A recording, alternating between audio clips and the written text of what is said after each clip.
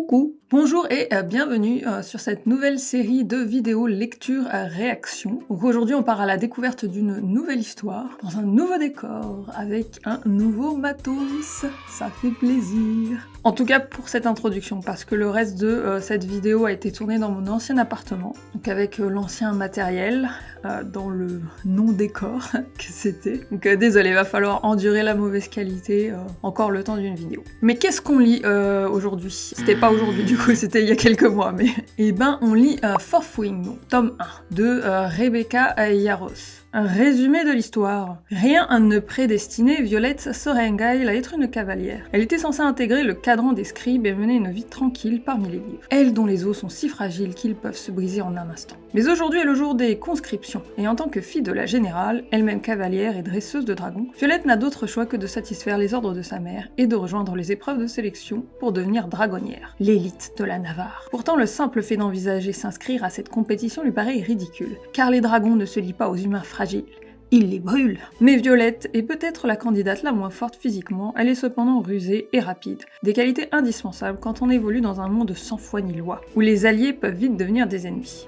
Peut-être encore des conquêtes. Violette va vite devoir penser à un plan solide, car cette compétition n'a que deux issues, passer toutes les épreuves. Ou mourir. Donc c'est de la romantaisie, et petit disclaimer, à la base, la romantaisie c'est pas trop ma tasse de thé. Pourquoi j'ai choisi de lire cette histoire donc? Tout simplement parce que ça a l'air d'être très en vogue en ce moment, et je me suis dit que ce serait quand même sympa de lire quelque chose que les gens lisent actuellement. Et puis accessoirement, pourquoi pas aussi sortir un peu de sa zone de confort, découvrir de nouvelles choses. Puis j'aime les dragons, j'aime les écoles. Enfin bref, sans plus tergiverser, je vous laisse avec la moi du passé, dans le non-décor. Place à la lecture. Ça commence par un avertissement. Fourth Wing est un livre d'aventure fantastique, un trailer palpitant qui se déroule dans l'univers brutal et compétitif d'une école militaire pour dragonniers, et comprend dans ses pages des éléments tels que la guerre, la bataille, le combat au corps à corps, les situations périlleuses, le sang, la violence intense. Waouh. Ah oui, les blessures graves, la mort, l'empoisonnement. Mais elle va pas nous faire toute la liste des choses atroces possibles. Une langue crue, et des actes sexuels. Oh, d'accord. Les lecteurs sensibles à ces éléments sont priés de prendre cet avertissement en compte avant de se préparer à entrer dans l'académie de la guerre de Basquiat. Bon, c'est peut-être un peu too much comme avertissement. Donc, apparemment, dans leur école militaire, ils peuvent devenir guérisseurs, scribes, fantassins, cavaliers. Les faibles ne survivent pas ici, surtout dans le cadran des cavaliers. Les dragons y veillent. Ça fait 3 fois là en 2 pages qu'on nous sort un merde. C'est bon, on a compris. Cette histoire est pour les adultes. Qu'elle a une sœur qui s'appelle Mira. Elle a des pouvoirs. Tu es la fille d'une dragonnière. Tu as 20 ans et aujourd'hui c'est le jour de la conscription. Je t'ai laissé finir ta formation. Mais comme je te l'ai dit au printemps dernier, je ne supporterai pas qu'un de mes enfants intègre le cadran des scribes, Violette. Pourquoi tu l'as laissé se former à être scribe pendant des années pour à la dernière minute lui dire non, en fait, tu vas être dragonnière. Elle veut vraiment sa mort, c'est ça? Les dragonniers sont au sommet de la hiérarchie sociale et militaire. Il faut dire que leurs dragons liés, je sais pas ce que ça veut dire, s'amusent à rôtir les gens. Ça aide. Genre, ils marchent dans la rue, ils rôtissent les gens comme ça. Qu'est-ce que c'est que cette société? Si tu oses t'engager aujourd'hui dans le tunnel menant au cadran des scribes, je t'arrache cette tresse ridicule et te mets moi-même sur le parapet. Ok, je sais pas ce que ça veut dire tout ça, mais... Papa ne serait pas d'accord, censure Jemira. J'aimais votre père, mais il est mort. Quel con. Tu es donc si impatient d'enterrer un autre enfant? Ah, il y en a déjà un qui est mort. Je grimace en même temps que la température de la pièce s'effondre grâce au pouvoir signature de maman. Je suis désolée, le pouvoir signature. Ça me fait penser au burger signature de McDonald's. C'était un frère. Brennan. Tous les Sorrengail s'en sortent très bien. Par le frère mort. Le noir cavalier. On est censé le gagner. Le noir cavalier, qu'est-ce que c'est? C'est quoi? Il y a juste les cavaliers ils portent du noir, c'est ça? Ouais. Les cavaliers ont même leur propre citadelle. Des enfoirés prétentieux et égoïstes. Okay. Trouve Dain, je ne sais pas. Aïtos, me dit-elle, alors que nous traversons la cour vers la porte ouverte. Dain? Ça fait 1 an que ses 12 yeux bruns m'ont manqué, ainsi que son rire, la façon qu'il a d'associer chaque partie de son corps à ce rire. Qu'est-ce que ça veut dire? Notre amitié m'a manqué. ainsi que les moments où j'ai pensé qu'il pourrait y avoir plus que ça entre nous si les circonstances s'y prêtaient. Alors ça, c'est l'ami, ça va être l'ami rival du love interest, ou ça va être le mec chiant. Ne souris pas comme ça, me gronde Mira. Il doit être en 2e année, ne t'amuse pas avec les 2e années. Si tu veux t'envoyer en l'air, et tu devrais le faire, souvent, vu qu'on ne sait jamais ce que la journée nous réserve, alors serre-toi dans ta propre année. Je comprends pas les descriptions, putain, je suis trop perdue. Tout là-haut, au-dessus de nous, traversant la rivière au fond de la vallée qui sépare l'académie principale de la citadelle, encore plus haute et plus imposante, du cadran des cavaliers sur la ligne de crête sud, se trouve le parapet, pont de pierre sur le point de diviser aspirants cavaliers et cadets au cours des prochaines heures. Je sais pas si vous avez en tête, moi pas. En tout cas, il faut qu'ils traversent un parapet, tout ce que j'ai compris.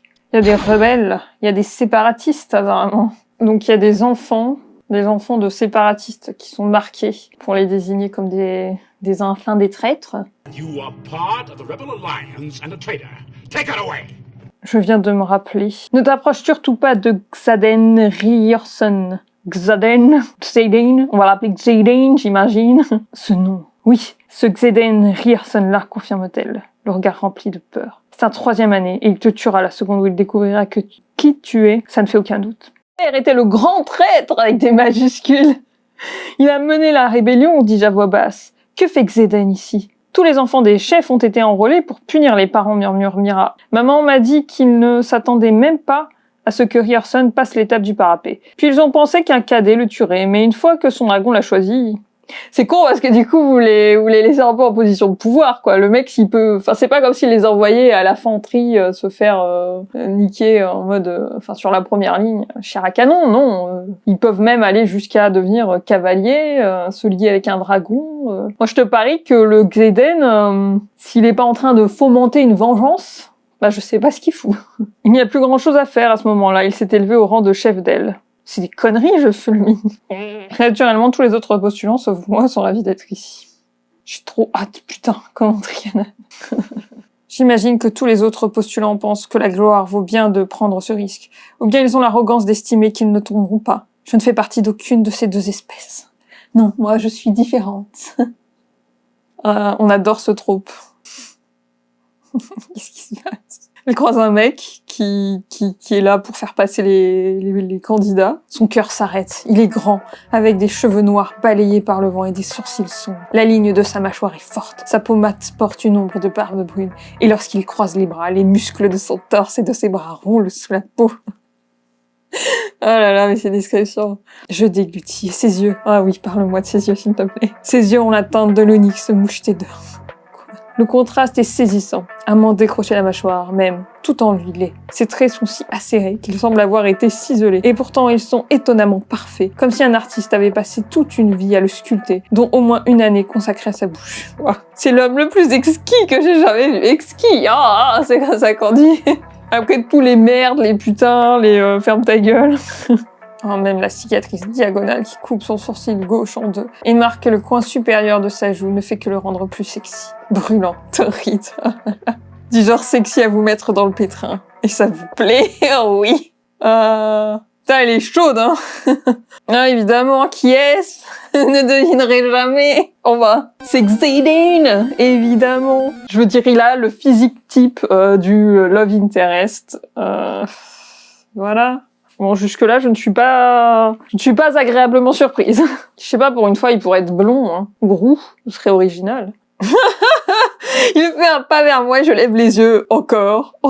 Bon sang, je n'atteins même pas sa clavicule. Il est immense, il doit faire plus d'1,90 m. A few inches later. Je me sens exactement comme Mira m'a qualifié fragile. Ça m'excite tellement. Ah, ta mère a capturé mon père et supervisé son exécution. Bonjour, enchantée. Ton père a tué mon frère aîné. Ah, on dirait qu'on est quitte. Pas vraiment. Du coup, il va se retenir de la balancer par-dessus la tour parce qu'il a remarqué qu'elle a échangé une de ses chaussures avec la meuf de derrière. Intéressant, dit-il. Xaden ne m'a pas quitté des yeux une seconde. Il m'observe en silence d'un air que je ne sais pas interpréter lorsque je replonge mon regard horrifié dans le sien. Un sourire mauvais retrousse ses lèvres. Pourquoi un sourire mauvais? Pourquoi gaspillerais-je mon énergie à te tuer alors que le parapet s'en chargera pour moi? À ton tour, dit-il. Ok. Donc on est sur un enemies to lover. Ouais, ça y est, elle s'élance sur le parapet. Le mec derrière elle, qui arrête pas de lui dire qu'elle va crever, s'appelle Jacques Barlowe. Souvenez-vous de ce nom, un jour je serai chef d'escouade. Un jour, je deviendrai un Hokage moi aussi. J'espère qu'il va mourir. Jack me tourne désormais le dos et fait face au candidat suivant. Jack saisit le garçon dégingandé par les bretelles de son sac à dos trop chargé. Et je le regarde, les muscles tétanisés par le choc, jeter le maigrichon du haut du parapet, tel un sac de grains. Ça, c'était sûr que lui, il allait balancer des gens. Hein. Putain de merde, se dit-elle. En fait, j'adore parce que c'est t'as un langage vulgaire entre des paragraphes de description tout à fait normal, je sais pas comment dire quoi. Enfin, le reste de la narration est pas particulièrement familière, en tout cas je trouve pas. Et t'as juste de temps en temps un putain de merde. Ça me paraît un petit peu en décalage. Ah, ça y est, c'est l'arrivée du meilleur ami. La ligne de son menton, l'inclinaison de ses sourcils, tu sais pas ce que ça veut dire tout ça, mais même les muscles de son biceps sont fermes sous mes doigts alors que j'essaye de trouver mon équilibre. Ah, ces descriptions. Quelque part au cours de l'année écoulée, Dane Aetos est passé de séduisant et mignon à carrément canon. Oh là là. Qu'est-ce que tu fiches ici, s'écrie-t-il. Oh non, ça va pas être le mec chiant qui est là à te dire tu devrais pas être là, tu devrais pas faire ça, c'est trop dangereux. Il va être relou, je sens qu'il va être relou. Dane, que je connais depuis que nous avons 5 et 6 ans. Dane, dont le père est l'un des conseillers les plus fiables de ma mère. Dane, qui m'a soutenu lorsque Mira est partie pour le cadran des cavaliers. Puis à nouveau lorsque Brennan est mort. Et qui va être friendzoné. Dane, qui n'a déjà plus aucune chance. Quoi? Il est le chef de la 2e escouade, section flamme. 2e aile. Ok. Oula. Quand même chelou la meuf, parce que du coup le gars il lui dit on va te faire sortir de là, il y a un passage jusqu'au cadran des scribes, alors t'inquiète, tout va bien se passer. Il lui dit tout le monde comprendra, tu t'es pas porté volontaire. Et là, elle se met en colère en lui disant, premièrement, je suis parfaitement consciente de mes chances ici, Dane. Et deuxièmement, 15% des postulants ne passent pas le parapet. Or, je suis toujours debout. J'en déduis donc que je dépasse déjà ce chiffre-là. Je comprends pas pourquoi elle s'énerve, en fait. Parce que c'était pas du tout son choix, c'était pas ce qu'elle voulait faire. Donc, bon, je comprends que ce soit vexant qu'il la prenne à ce point pour une merde, pour une petite chose fragile. Mais de là à t'énerver, à ce que lui, il essaye de faire ce qu'il pense être en fait ce que tu veux, c'est-à-dire t'aider à devenir scribe plutôt que cavalière. Prends 2 secondes pour lui expliquer que en fait t'es peut-être pas si décidé à vouloir faire ça. Peut-être qu'au fond t'as envie d'être cavalière, mais tu t'es toujours répété toute ta vie que tu pouvais pas. Je sais pas. Je pense que ça aurait été vachement mieux en fait si c'était elle aussi qui avait voulu être dragonnière. Genre si ça avait été son rêve, tu vois, et qu'elle arrivait aussi avec cette espèce de vision fantasmée de ce que sont les dragonniers, qu'elle se battait pour son rêve malgré sa faiblesse physique, malgré son handicap, et que petit à petit il y avait une désillusion qui s'opérait. Mais là du coup elle arrive et pour elle c'est déjà des connards prétentieux et égoïstes, donc tu vois ce que je veux dire. Ce que je pense, ce qu'ils sont vraiment, et je pense qu'on va découvrir que pour le coup bah oui c'est un peu des connards, que ce pays et cette armée sont pas vraiment les gentils de l'histoire. Mais du coup, c'est pas super intéressant si de toute façon elle est déjà pas, si elle est déjà hors du brainwashage du gouvernement, de l'armée. Ok. Donc il y a 3 escouades dans chaque section et 3 sections dans chacune des 4 ailes. Vous suivez? Xeden m'observe d'un regard froid et calculateur qui me donne l'impression qu'il planifie ma mort de là où il se tient en tant que chef de la 4e aile. Je lève le menton. Il hausse son sourcil barré d'une cicatrice. Ah, les dragons! Une meute de dragons! Les bords de la forteresse sont leur foutu perchoir. Leur foutu perchoir! Dans l'intérêt de la préservation de la paix en Navarre, un maximum de 3 cadets portant des reliques de la rébellion, donc c'est les enfants de traîtres, quoi, pourraient être affectés à la même escouade, et ceci est valable pour tous les cadrans. C'est toujours incroyable que vous en acceptiez ne serait-ce qu'un. Donc ils ont pas le droit de se rassembler à 3 ou plus. Donc ils sont vachement fliqués, donc ils leur font pas confiance, donc pourquoi tu les laisses monter sur un dragon? Ah, elle est en train de cueillir des baies empoisonnées. Ah, elle va empoisonner... D'accord, ça c'est malin. Si elle sait contre qui elle va se battre, effectivement, elle peut lui filer la chiasse avant. Eh ben super. Donc pendant qu'elle crapahute dans son arbre pour cueillir des baies, évidemment, de tous les endroits possibles, il y a 2 mecs qui viennent conspirer au bas de l'arbre. Et pas n'importe qui, je vous le donne en mille. Les enfants de rebelles. Imogen, la meuf aux cheveux roses, et Xaden. Que fait-il ici avec Imogen? Sont-ils amants, amis? Ce ne sont absolument pas mes affaires, et pourtant je ne peux m'empêcher de me demander si elle est le genre de femme qui lui plaît. Une femme dont la beauté n'a d'égal que la brutalité. Ils iraient bien ensemble, en tout cas. J'adore comme elle se dit ça, tout en étant parfaitement consciente que s'ils la repèrent, ils vont probablement la buter, quoi. Elle est extrêmement tentée, mais elle se demande si c'est son genre de femme. Ouah, d'autres cavaliers arrivent, qui viennent s'agglutiner sous l'arme. Oh là là, j'ai l'impression qu'ils se réunissent à plus de 3. Évidemment, elle va pas aller les balancer, hein. Donc en fait, ils donnent des conseils aux premières années, donc ils essayent de s'aider, de s'entraider à survivre, ce qui est plutôt chouette. Je réalise soudain qu'à part le fait d'être rassemblés à plus de 3, il n'y a rien de mal dans ce qu'ils font ici. Quand est-ce qu'on va enfin pouvoir tuer Violet Sorrengail de leur gueule arrière? À part ça, tout va bien. J'ai déjà dit que la plus jeune Sorrengail est à moi et que je m'en occuperai le moment venu. Ah bah zut alors. Apparemment, elle a cru qu'ils étaient partis. Elle descend de son arbre, et une ombre bondit derrière moi. Et j'ouvre la bouche pour crier. Mais mon apport en air est coupé par un coude serré autour de mon cou, et je me retrouve plaqué contre un torse dur. Oh oui, crier, tu es morte, murmure-t-il. Comment tu as su? Je crache sur un ton carrément indigné. Laisse-moi deviner, tu as reconnu mon parfum? Je commande les ombres, mais tu as raison, c'est ton parfum qui t'a trahi. Commande les ombres.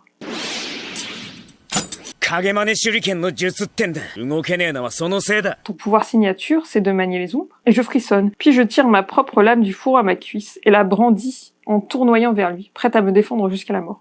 Meuf, il vient de te lâcher là. Si vous voulez t'égorger, Je déteste sa beauté, ses capacités qui le rendent létal alors qu'il se... Pourquoi? Quoi? Attendez... Je lis comme ça et je comprends, je déteste sa beauté. Tu devrais montrer ce petit tour à Jack Barlow, lâche Xaden, en tournant les paumes vers le haut pour m'offrir mes dagues. Pardon? C'est une ruse, c'est forcément une ruse. Je sais pas ce qu'il lui faut quand même pour comprendre qu'en fait il a pas spécialement l'intention de la tuer, à moins de se rendre compte que c'est probablement une grosse connasse comme sa mère. Arrête de lui balancer des dagues à la rigueur. Tu as l'intention de parler à qui que ce soit de mon petit club? Je ne dirai rien. Bon, s'il pouvait arrêter de dire à chaque fois intéressant, chaque fois qu'elle se comporte comme un être humain à peu près décent, tu vois, comme si c'était incroyable. Voilà, là, cette fille est vraiment extraordinaire. Non, enfin, ça va quoi. Elle fait juste preuve d'un minimum d'humanité. Je vais être mise à l'épreuve une fois par semaine, comme tous les autres cadets. Et ça ne s'arrêtera pas là. Tu ne pourras pas me protéger du battage, ni du gant, je sais toujours pas ce que c'est que ça, ni de Jack Barlow. C'est une Cicacoda bleue. Donc il parle du dragon de Xaden, Sgail, la plus rare des bleus. Ok. Et oui, si vous la voyez sans son cavalier, je vous conseille très vivement de décamper. Un Massacoda. Non, un Stellacoda. Je sens qu'il y a un truc avec les noms, mais ça fait référence à leur queue qui est d'une forme particulière. Un dragon à queue en étoile du matin. Ok. C'est précis, hein, en étoile du matin. Pour l'instant, les infos sur les dragons sont plutôt cool. Le storyboarding autour des dragons, j'aime bien. Donc ils peuvent être de différentes couleurs et de différents types, genre Stella, machin chouette, Sika, truc muche. Il va essayer de te tuer. Ton adversaire, précise Dane à voix basse. Je vais m'en sortir, je répète. Parce que c'est devenu mon putain de mantra. Ouais. C'est son Nindo, son putain de Nindo. Ah mince, c'est pas son adversaire prévu là qui se présente. Je veux bien prendre sa place. Cette voix, ce ton, ce picotement de glace sur mon cuir chevelu. Oh non, non putain, non, non, non. Mon ventre me dégringole dans les talons. Xaden s'avance sur le tapis. Moi je comprends toujours pas comment ça se fait que les premières années peuvent se retrouver à combattre des deuxièmes, des troisième années. Vous allez vous régaler, annonce le professeur aux autres. Xaden est l'un de nos meilleurs combattants. Regardez, apprenez. Un peu en dehors de sa catégorie, vous ne trouvez pas? Argumente Dane depuis le bord du tapis. Oui, est-ce qu'il y a quelqu'un qui pourrait... Son torse est impressionnant, ses épaules larges et ses bras très musclés. Une cible de cette taille devrait être facile à atteindre. Ouais, bon... écoute, je pense qu'il va te casser en deux comme une cracotte. Un sourire mauvais lui retrousse les lèvres. Il se la pète un peu trop. Xaden n'est pas dans mon escouade. Il peut me tuer sans être puni. Ah ouais. Ah. Je suis perdu, moi, dans les escouades et les ailes. Je lance une dague droit sur son torse, ridiculement bien sculpté. Il l'attrape à pleine main. C'est un ninja, ce mec. Putain de merde, il est rapide. Ouais, il est super rapide, là. Hein. Il attrape des couteaux à main nue. Je dois l'être davantage. C'est le seul atout que j'ai. Voilà mon unique pensée quand j'avance dans un combo de balayage du pied et de la lame que Rhiannon m'a enseigné. Un combo de balayage du pied et de la lame?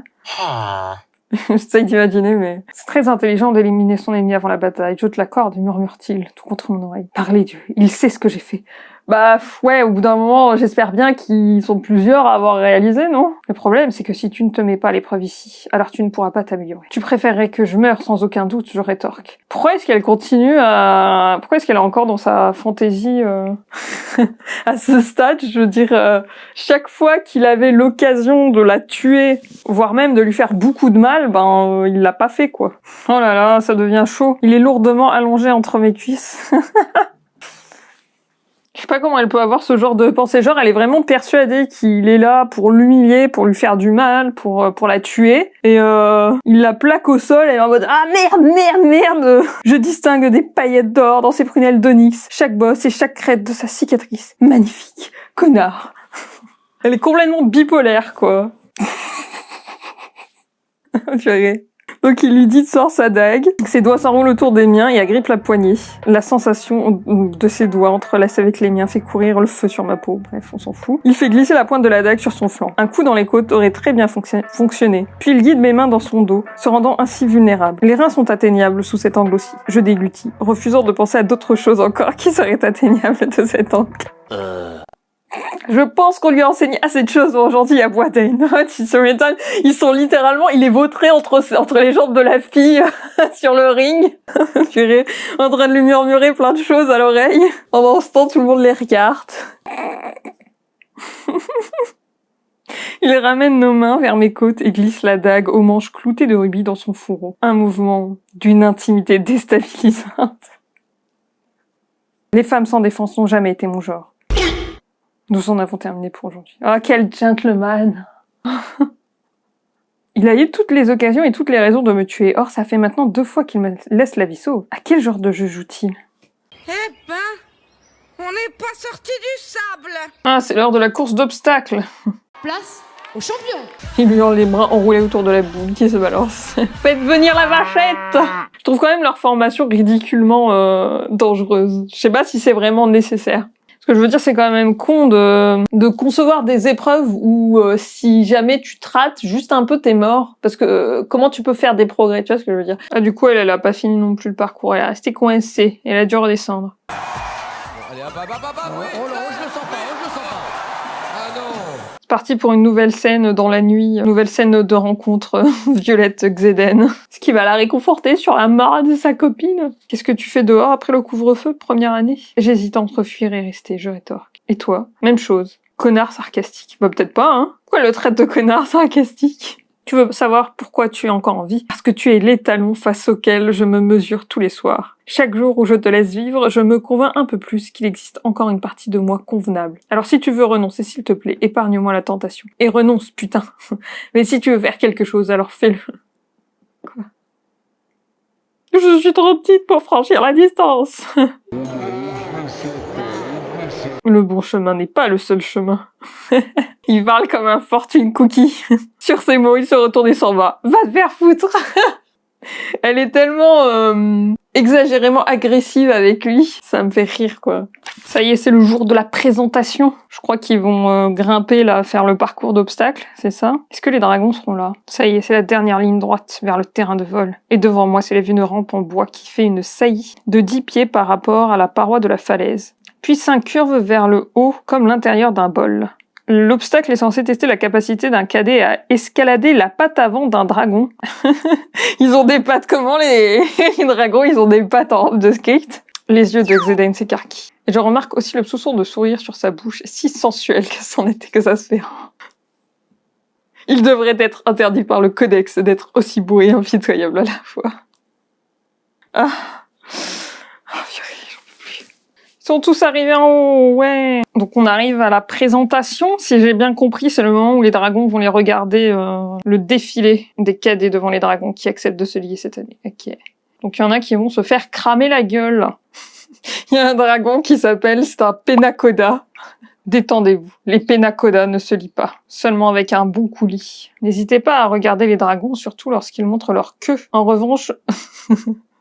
Pardon. J'espère qu'il y a un dragon qui va cramer la gueule à Tinan. Il est en train de parler de baiser sa sœur, là. Il parle du cul de la sœur de Violette. Tout au bout du parcours se tient un petit dragon doré, tandis qu'il se dresse de toute sa hauteur, agitant une queue de plume. Le Pennacoda, la queue de plume. Ce qui va être pour elle, parce que c'est une plume, scribe, tout ça. Il ne fait probablement que quelques pieds de plus que moi. Bah, il est parfait pour elle, c'est un petit dragon. Qui diable irait se lier avec ce truc, dit Tinan. Il est jaune, putain, lance-Lika. Oh bah, c'est parfait, c'est la couleur parfaite. Moi, je le prends direct. Alors, non seulement il est manifestement trop petit pour porter un cavalier au combat, mais il n'est même pas assez puissant pour avoir une vraie couleur. Le jaune est une vraie couleur, gros. Ah là là, Prior, il a fait un commentaire de lâche. Je ne sais pas qui est Prior, mais un des mecs de leur escouade. Il va se faire cramer la gueule, je pense. Le rouge ouvre la bouche, dévoilant des crocs acérés et luisants. Et du feu jaillit de chaque côté de sa langue. Putain de merde. On est vraiment peu de choses. Notre escouade ne compte plus que 6 personnes. Première année. Oh non, c'est déjà la fin de cette vidéo. Mais ne pleurez pas, car c'est le moment tant attendu du bingo de l'amour. Oui, la rumeur court que la romance dans Farthwing serait cliché. Je n'y crois pas une seule seconde. Pour en avoir le carnet, j'ai réuni les meilleures expertes de la romantasy pour élaborer cette grille de bingo très complexe. Chaque case présente un trope vu et revu dans la romance en fantasy, trope qu'on pourrait qualifier de cliché. Et voyons voir combien de cases Farthwing coche pour le moment. Alors, petite explication sur cette grille. Le LI, ça veut dire Love Interest. N'est-ce pas? Donc ce sera le Love Interest que j'identifie comme étant ce cher Xaden pour l'instant. Après, évidemment, il y a aussi la possibilité d'un triangle amoureux, mais on verra si ça arrive vraiment, même si je sens que ça m'a l'air bien parti. Mais bon, pour l'instant, on va se concentrer sur ce dont on est sûr. Donc il y a une grande différence de gabarit entre lui et elle. Bah oui, quand même, assez grande, assez conséquente. Il y a aussi le « elle n'est pas comme les autres filles ». On coche. Elle a bon cœur et vient en aide à son prochain. Je pense qu'on peut cocher cette case puisque il y a quand même une scène où elle prête sa botte toute neuve à la camarade de derrière pour pas qu'elle glisse. Et il y a plusieurs moments où effectivement elle se démarque par sa générosité dans ce monde sans pitié. Il est dangereux et colérique, oui, je crois. Je crois qu'on va le dire quand même. L'un des deux mecs est un orphelin, oui pour Xaden, clairement, c'est un orphelin. Et pour l'instant, je pense que c'est tout. 5 cases sur 18, si je dis pas de bêtises. D'ailleurs, vous remarquerez qu'il reste encore 2 cases, donc si vous avez des suggestions de clichés de romantasy qui vous viennent à l'esprit et qui sont pas déjà sur la grille, n'hésitez pas à me laisser un petit commentaire. Que vous ayez des suggestions ou non, d'ailleurs, n'hésitez pas à laisser un petit commentaire, ça fait plaisir. Oui, et puis vous pouvez laisser un pouce aussi si vous avez aimé. Si vous n'avez pas aimé, vous pouvez laisser un pouce quand même. Qu'est-ce que vous foutez là déjà? Et merci d'avoir regardé cette vidéo jusqu'ici. J'espère que ça vous aura plu et on se retrouve dans pas trop longtemps, j'espère, pour la suite de cette magnifique lecture.